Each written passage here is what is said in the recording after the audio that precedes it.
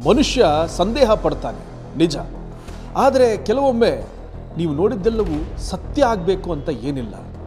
ನೀವು ನೋಡಿದ್ರೂ ಕೂಡ ಅದನ್ನು ಪರಿಶೀಲನೆ ಮಾಡಿ ಪರೀಕ್ಷೆ ಮಾಡಿ ಸಂಬಂಧಗಳಿಗಿರುವಂತಹ ಆ ಒಂದು ವ್ಯಾಲ್ಯೂನ ಕೊಡಿ ಅಂತ ಬೆಂಗಳೂರು ಸಿಟಿ ಪೊಲೀಸ್ ಮೂಲಕ ರೇಡಿಯೋ ಸಿಟಿ ಮೂಲಕ ಹುಷಾರ್ ಬೆಂಗಳೂರಿನಲ್ಲಿ ನಾವು ನಿಮಗೆ ಹೇಳ್ತಾ ಇದ್ದೀವಿ.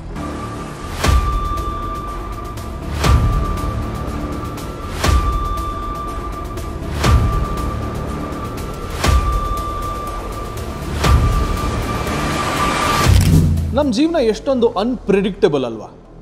ಯಾವುದಾದ್ರೂ ಒಂದು ಘಳಿಗೆಯಲ್ಲಿ ಸ್ವಲ್ಪ ಮಟ್ಟಿಗೆ ಕೋಪ ಬಂದರೆ ಇದ್ದು ಬದ್ದ ರಿಲೇಷನ್ಶಿಪ್ ಎಲ್ಲನೂ ಕೂಡ ಹಾಳಾಗೋಗುತ್ತೆ. ಸಂಶಯ ಅನ್ನೋದು ಒಂಥರ ಸ್ಲೋಲಿ ಈಟಿಂಗ್ ಪಾಯ್ಸನ್ ಇದ್ದ ಹಾಗೆ. ಅದು ಒಂದು ಸಲ ದೇಹದ ಒಳಗಡೆ ಹೋದರೆ ಸಾಕು, ಅದು ಮನಸ್ಸನ್ನು ಕೊರಿತಾ ಕೊರಿತಾ ಒಂದು ವಿಷಯ ಎಲ್ಲಿದ್ದದ್ದು ಎಲ್ಲಿವರೆಗೂ ಹೋಗುತ್ತೆ ಅಲ್ವಾ? ಇದು ಹುಷಾರ್ ಬೆಂಗಳೂರು ಇನ್ association with Bangalore city police. ಇದು ನಮ್ಮ 2ನೇ ಎಪಿಸೋಡ್. ಸಮಯ ಸುಮಾರು 4 ಗಂಟೆ. ಪೀಣ್ಯದ 2ನೇ ಕ್ರಾಸ್ನಲ್ಲಿ ವಾಸವಾಗಿದ್ದ ಒಬ್ಬ ವ್ಯಕ್ತಿ ಸೀದಾ ಮನೆಯ ಒಂದು ಕಾಲನಿಯಿಂದ ಹೊರಗಡೆ ಬರ್ತಾನೆ. ನೋಡೋದಕ್ಕೆ ಅವನ ಕಣ್ಣು ಕೆಂಪಾಗಿರುತ್ತೆ, ಅವನ ಮೈ ಕೈಯಲ್ಲಿ ರಕ್ತ, ಕೈಯಲ್ಲೊಂದು ಮಚ್ಚು, ನಿಟ್ಟವಾದ ಒಂದು ನಡೆ, ನೋಟ ಸ್ಟ್ರೈಟ್ ಆಗಿರುತ್ತೆ. ಹಾಗೆಯೇ ಹೋಗ್ತಾ ಇರ್ತಾನೆ. ರಕ್ತ ಏನು ರಸ್ತೆ ಪೂರ್ತಿ ಚೆಲ್ಕೊಂಡು ಹೋಗ್ತಾನೆ ಇರುತ್ತೆ. ಅಲ್ಲಿ ಯಾರೋ ಒಬ್ಬ ಅಂಗಡಿಯ ಪಕ್ಕ ನಿಂತಿರೋನು ಈ ವ್ಯಕ್ತಿಯನ್ನ ಗುರುತಿಸ್ತಾನೆ.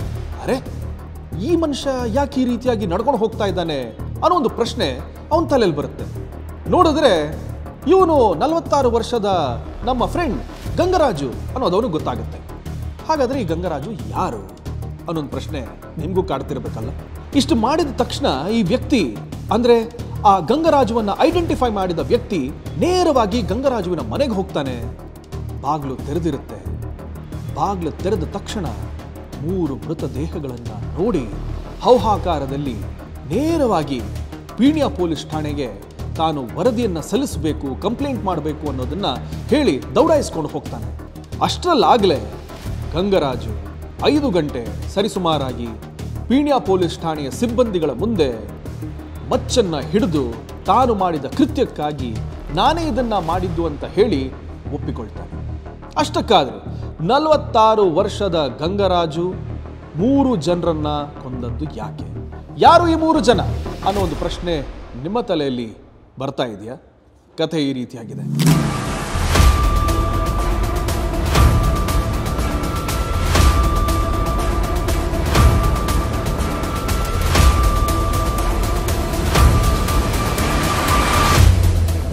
ನೋಡಿ, ಮನುಷ್ಯನ ಒಂದು ಸ್ವಭಾವ ಹೇಗೆ ಅಂತ ಹೇಳಿದ್ರೆ, ಸ್ವಲ್ಪ ಟ್ರಿಗರ್ ಮಾಡಿದರೆ ಸಾಕು ಅವನಿಗೆ ಕೋಪ ಅನ್ನೋದು ಉತ್ತುಂಗಕ್ಕೆ ಇರುತ್ತೆ. ಮತ್ತೆ ಸಂದೇಹ ಅಥವಾ ಸಂಶಯ ಅನ್ನೋ ಒಂದು ಹುಳ ನಮ್ಮ ತಲೆಯಲ್ಲಿ ಹೊಕ್ಕಿಬಿಟ್ರೆ ಸಾಕು, ಅದು ಅಥವಾ ಅದಕ್ಕಿಂತ ದೊಡ್ಡ ಶತ್ರು ಬೇರೊಂದಿಲ್ಲ ಅನ್ನೋದಕ್ಕೆ ಗಂಗರಾಜುವಿನ ಕಥೆಯೇ ಸಾಕ್ಷಿ. 46 ವರ್ಷದ ಗಂಗರಾಜು ಹೆಂಡತಿಯನ್ನು ಬಿಟ್ಟವನು. ಪ್ರೀತಿಯ ಹುಡುಕಾಟದಲ್ಲಿದ್ದ ಗಂಗರಾಜುಗೆ ಸಿಕ್ಕಿದ್ದು ಭಾಗ್ಯಮ್ಮ. ಹೋಮ್ ಗಾರ್ಡ್ ಆಗಿ ಕೆಲಸ ಮಾಡ್ತಿದ್ದವನು ಭಾಗ್ಯಮ್ಮನನ್ನು ತುಂಬ ಪ್ರೀತಿಸ್ತಿದ್ದ. ಭಾಗ್ಯದ ಬಾಗಿಲು ತೆರೆಯಿತು ಅನ್ನುವ ಹಾಗೆ ಅವನ ಜೀವನದಲ್ಲಿ ಖುಷಿಯೋ ಖುಷಿ. ಭಾಗ್ಯಮ್ಮನಿಗೆ ಒಬ್ಬಳು ಮಗಳಿರ್ತಾಳೆ. ಭಾಗ್ಯಮ್ಮ ಒಬ್ಬಳು ಗಂಡ ಬಿಟ್ಟವಳಾಗಿರ್ತಾಳೆ. ಮೊದಲ ಪತಿಯನ್ನು ಬಿಟ್ಟವಳು ಪ್ರೀತಿಯ ಹುಡುಕಾಟದಲ್ಲಿದ್ದಾಗ ಗಂಗರಾಜು ಸಿಗ್ತಾನೆ. ಹೀಗೆ ಹೆಂಡತಿಯನ್ನು ಬಿಟ್ಟವಳಿಗೆ ಹೆಂಡತಿ ಸಿಗ್ತಾಳೆ, ಗಂಡನನ್ನು ಬಿಟ್ಟವಳಿಗೆ ಗಂಡ ಸಿಗ್ತಾನೆ. ಭಾಗ್ಯಮ್ಮ, ಗಂಗರಾಜು, ನವ್ಯ ಸುಖ ಸಂಸಾರದ ಹಾಗೆ ಬದುಕನ್ನ ನಡೆಸ್ತಾ ಇರ್ತಾರೆ. ಬದುಕು ಜಟಕಾಬಂಡಿ ಅನ್ನುವ ಹಾಗೆ ತುಮಕೂರಿನ ಹಾಸ್ಟೆಲ್ನಲ್ಲಿ ಮಗಳು ನವ್ಯ ಕಲಿತಿರ್ತಾಳೆ. ಆಗಾಗ ಮನೆಗೆ ಬಂದು ತಂದೆ ತಾಯಿಯ ಉಭಯ ಕುಶಲೋಪರಿಯನ್ನು ಕೇಳಿಕೊಂಡು ತಂದೆ ತಾಯಿಯ ಜೊತೆ ಆರಾಮಾಗಿ ಸ್ವಲ್ಪ ಸಮಯವನ್ನು ಕಳೀತಾ ಹೋಗ್ತಿದ್ದ ನವ್ಯ. ಇದೇ ರೀತಿಯಾಗಿ ಚಿರಪರಿಚಿತೆಯೊಬ್ಬರು, ಸಂಬಂಧಿಕರು ಅಂತ ಹೇಳುವಂಥ ಹೇಮಾವತಿ ಕೂಡ ಆಗಾಗ ಮನೆಗೆ ಬಂದು ಹೋಗ್ತಿರ್ತಾರೆ. 6 ವರ್ಷಗಳ ಕಾಲ ಈ ಒಂದು ಸಂಸಾರ ಸುಖ ಸಂಸಾರವಾಗಿತ್ತು. ಪ್ರೀತಿಯಲ್ಲಿ ತೇಲುತ್ತಿದ್ದಂಥ ಸಂಸಾರ. ಆದರೆ ಯಾರ ದೃಷ್ಟಿ ಬಿತ್ತು ಏನೋ ಯಾರಿಗೂ ಗೊತ್ತಿಲ್ಲ. ಒಂದು ದಿನ ಗಂಗರಾಜುವಿನ ತಲೆಯಲ್ಲಿ ಸಂಶಯ ಅನ್ನೋ ಒಂದು ಹುಳ ಬೀಜ ಬಿತ್ತನೆ ಮಾಡಿರುತ್ತೆ. ಆ ಬೀಜ ಬಿತ್ತನೆ ಮಾಡಿರುವಂಥದ್ದು ಹಲವಾರು ಕಾರಣಗಳಿಂದಾಗಿ ಅವಳ ಕ್ಯಾರೆಕ್ಟರ್ನ ಮೇಲೆ ಆ ಒಂದು ಸಂಶಯ ಬರೋದಕ್ಕೆ ಶುರುವಾಗುತ್ತೆ. ಭಾಗ್ಯಮ್ಮನ ಒಡನಾಟ, ಭಾಗ್ಯಮ್ಮನ ನಡವಳಿಕೆ, ತನ್ನ ಮೇಲೆ ಇನ್ನೂ ಇಲ್ಲದ ಪ್ರೀತಿ ಅನ್ನೋ ಒಂದು ನಿರ್ಧಾರಕ್ಕೆ ಗಂಗರಾಜು ಬಂದುಬಿಡ್ತಾನೆ. ಅಂದರೆ ಮದುವೆ ಆಗಿ 6 ವರ್ಷಗಳಾಯಿತು, ಭಾಗ್ಯಮ್ಮನಿಗೆ ಇನ್ನೂ ಗಂಗರಾಜು ಅಂದರೆ ಅಷ್ಟಕ್ಕಷ್ಟೇ ಅನ್ನೋ ಒಂದು ಮನಸ್ಥಿತಿಯಲ್ಲಿರ್ತಾನೆ ಗಂಗರಾಜು. ಸಂಶಯ ಆಗಿ ಹುಟ್ಟಿಕೊಂಡಂತಹ ಒಂದು ಪುಟಾಣಿಯಾದ ಒಂದು ಸಸಿ ಈಗ ನಿಧಾನವಾಗಿ ಗಿಡವಾಗಿ ಹೆಮ್ಮರವಾಗಿ ಬೆಳೆಯೋದಕ್ಕೆ ಶುರುವಾಗುತ್ತೆ. ಈ ಸಂಶಯ ಅನ್ನೋದು ಎಷ್ಟೊಂದು ತೊಂದರೆ ಕೊಡುತ್ತೆ ಅಂತ ಹೇಳಿದ್ರೆ, ಸಂಸಾರದಲ್ಲಿ ಇಬ್ಬರ ನಡುವೆ ವಾಗ್ವಾದ ಶುರುವಾಗುತ್ತೆ, ಭಿನ್ನಾಭಿಪ್ರಾಯ ಶುರುವಾಗುತ್ತೆ. ಒಬ್ಬರೊಬ್ಬರು ಒಟ್ಟಿಗೆ ಮಲಗುವವರು ನಾನೊಂದು ತೀರ ನೀನೊಂದು ತೀರ ಅನ್ನುವ ಹಾಗೆ ಒಬ್ಬರು ಮತ್ತೊಂದು ಕಡೆ ಇನ್ನೊಬ್ಬರು ಮತ್ತೊಂದು ಕಡೆ ಮುಖ ಮಾಡಿ ಮಲಗುವಷ್ಟು ಆ ಒಂದು ವಿಷಯ ತಾರಕಕ್ಕೇರುತ್ತೆ. ಒಂದು ದಿನ ಜೋರಾಗಿ ಜಗಳ ಆಗುತ್ತೆ. ಇದೇ ರೀತಿಯಾಗಿ ಹಲವು ತಿಂಗಳುಗಳ ಕಾಲ ಗಂಗರಾಜು ಸಹಿಸ್ಕೊಂಡು ಬರ್ತಾನೆ. ಆದರೆ ಜನವರಿ 7ನೇ ತಾರೀಕು ಅವತ್ತು ರಾತ್ರಿ ನಡೆದಂತಹ ಆ ಒಂದು ಜಗಳ ಗಂಗರಾಜುವಿನ ಒಳಗಿನ ರಾಕ್ಷಸನನ್ನು ಬಡಿದೆಬ್ಬಿಸುತ್ತೆ.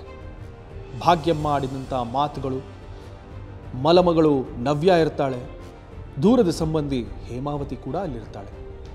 ಜನವರಿ 8ನೇ ತಾರೀಕು ಬೆಳಗ್ಗೆ ಸೂರ್ಯೋದಯ ಆದ ತಕ್ಷಣ ಗಂಗರಾಜು ನೇರವಾಗಿ ಮಾರ್ಕೆಟಿಗೆ ಹೋಗಿ ಫಳಫಳಿಸುವಂತಹ ಒಂದು ಮಚ್ಚನ್ನು ತಗೊಂಡು ಬರ್ತಾನೆ. ಸಂಶಯ ಹೆಮ್ಮರವಾಗಿರುತ್ತೆ. ಆ ಸಂಶಯದ ಹೆಮ್ಮರವನ್ನು ಕಡಿದು ಹಾಕುವ ಬದಲು ಈ ಸಂಬಂಧವನ್ನೇ ಕಡಿದು ಹಾಕಿದ್ರೆ ಒಳ್ಳೆಯದು ಅನ್ನೋ ಯೋಚನೆಯಲ್ಲಿದ್ದ ಗಂಗರಾಜು ಕೋಪದಲ್ಲಿ ತಾನು ಮಾಡಿದ ಕೃತ್ಯವಾದರೂ ಏನು ಅನ್ನುವ ಅರಿವಿಲ್ಲದೆಯೇ ಮಗಳಾಗಿರುವಂಥ ನವ್ಯನನ್ನು ಕಚ್ಚಿ ಹಾಕ್ತಾನೆ.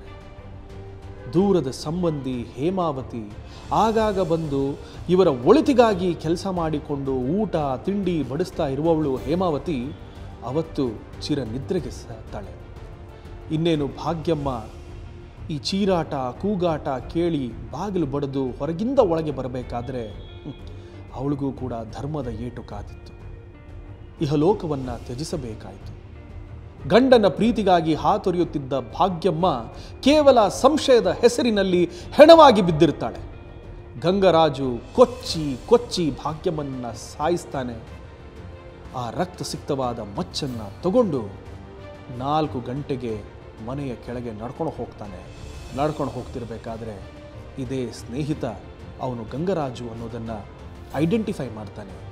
ಪೊಲೀಸರಿಗೆ ಹೋಗಿ ಕಂಪ್ಲೇಂಟ್ ಮಾಡೋಣ ಅಂತ ಹೇಳಬೇಕಾದ್ರೆ ಗಂಗರಾಜು ಆಲ್ರೆಡಿ ಸ್ಟೇಷನ್ಗೆ ಹೋಗಿ ತಾನೇ ಈ ತಪ್ಪನ್ನು ಮಾಡಿರೋದು ಅಂತ ಹೇಳಿ ತನ್ನೊಳಗಿರೋ ರಾಕ್ಷಸನನ್ನು ಶಾಂತಗೊಳಿಸಿ ಇವತ್ತು ಕಂಬಿಯನ್ನು ಇಳಿಸ್ತಿದ್ದಾನೆ. ಮಕ್ಕಳಿದ್ದಾರೆ, ಅವ್ರ ಜೊತೆ ಗಲಾಟೆ ನಡೀತಾ ಇದೆ ಅಂತ ಆರ್ಗ್ಯುಮೆಂಟ್ ನಡೀತಾ ಇದೆ ಅಂತ ಹೇಳ್ತಾರೆ. ಆಮೇಲೆ ವಿತಿನ್ ನೆಕ್ಸ್ಟ್ 5 minutes ಅಲ್ಲಿ ವೈಫ್ ಮನೆ ಒಳಗಡೆ ಬಂದಿದ್ದಾರೆ. ಸೊ ಆ ಟೈಮಲ್ಲಿ 3 ಜನ ಮನೆಗಡೆ ಗಲಾಟ ಆಗಿತ್ತು. ನನ್ನ ಇವ್ರ ಕೈಯಲ್ಲಿ ಇದು ಶಸ್ತ್ರ ಇದೆ ಕಾರಣಕ್ಕೆ ಅವ್ರಿಗೆ ಅದು ಇಂಜುರಿ ಬೇರೆ ರೀತಿಯಲ್ಲಿ ಆಗಿದೆ. ಕಾರಣ ಏನಂದ್ರೆ ಇವರು ಹೇಳುದು ಅಕ್ಯೂಸ್ಡು ಅವರ ಮೇಲೆ ಸ್ವಲ್ಪ ನಂಬಿಕೆ ಇಲ್ಲ, ನನ್ನ ಜೊತೆ ಸರಿ ಇಲ್ಲ ಅಂತ ಒಂದು ಕಾರಣ ಹೇಳ್ತಾರೆ. ಬೇರೆ ಬೇರೆ ರೀತಿಯಲ್ಲಿ ಅವರು ರಿಲೇಶನ್ಶಿಪ್ ಕೊಂಡಿದ್ದಾರೆ ಅಂತ ಅವ್ರನ್ನ ಅಲಿಗೇಷನ್ ಮಾಡ್ತಾ ಇದ್ದಾರೆ. ಕ್ಯಾರೆಕ್ಟರ್ ಮೇಲೆ ಸಂಶಯ ಇಲ್ಲ, ನಮ್ಮ ಜೊತೆ ಚೆನ್ನಾಗಿಲ್ಲ ಅಂತ ಹೇಳಿ ಒಂದು ಮಾತನ್ನು ಅವರು ಹೇಳ್ತಾರೆ. ಸೊ ಫರ್ದರ್ ಅದು ಇನ್ವೆಸ್ಟಿಗೇಷನ್ ಅಲ್ಲಿ ಗೊತ್ತಾಗುತ್ತೆ. ಸ್ನೇಹಿತರೆ, ಇವತ್ತು ನಾವು ನಿಮಗೆ ಹುಷಾರ್ ಬೆಂಗಳೂರು ಮೂಲಕ ಹೇಳ್ತಾ ಇರೋದಿಷ್ಟೇ. ಇದು ಫಿಲಾಸಫಿ ಅಲ್ಲ, ಇದು ಸಂಬಂಧಗಳ ಮಾತು. ಸಂಬಂಧಗಳಲ್ಲಿ ತೊಡಕುಗಳಿರುತ್ತೆ ನಿಜ, ಅದನ್ನು ಒಟ್ಟಿಗೆ ನಡೆಸ್ಕೊಂಡು ಹೋಗಬೇಕೇ ಹೊರತು ಯಾವತ್ತೂ ಕೂಡ ಸಂಶಯ ಅನ್ನೋ ಒಂದು ಸಸಿಯನ್ನು ಬೆಳೀಲಿಕ್ಕೆ ಬಿಡಬೇಡಿ ಅನ್ನೋ ಒಂದು ಎಚ್ಚರದ ಗಂಟೆ ಇವತ್ತು ಬೆಂಗಳೂರು ಸಿಟಿ ಪೊಲೀಸ್ ಹಾಗೂ ರೇಡಿಯೋ ಸಿಟಿ ನಿಮಗೆ ಹುಷಾರ್ ಬೆಂಗಳೂರು ಮೂಲಕ ಹೇಳ್ತಾ ಇದೆ.